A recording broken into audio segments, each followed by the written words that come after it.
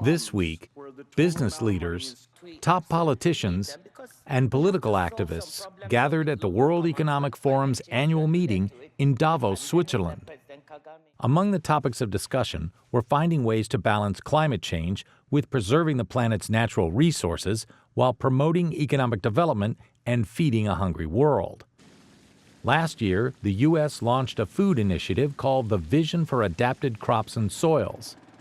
At this year's enclave, U.S. Secretary of State Antony Blinken spoke about the program that includes a partnership with the African Union and the United Nations Food and Agriculture Organization. First, we're investing above ground, identifying the indigenous African crops that are most nutritious and most resilient to climate change, improving these varieties, delivering them to the world. At the same time, we're investing below ground, mapping, conserving, building healthy soils. There were also discussions about how to balance economic development and preservation of the Amazon rainforest.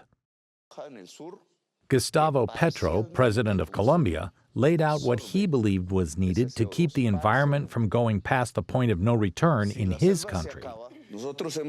We need a flow of approximately $2.5 billion per year in order to revitalize the already deforested area and to maintain over the years the construction of a bioeconomy.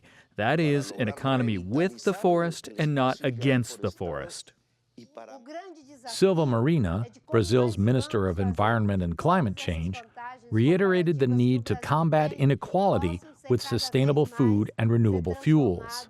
The big challenge is how we are going to make sure that all these comparative advantages that Brazil has can be increasingly transformed into advantages. I don't know if that word exists, instead of competitive advantages that are distributive advantages, so that we can make Brazil, which may be a model of low-carbon agriculture, a major supplier of food. For Market to Market, I'm David Miller.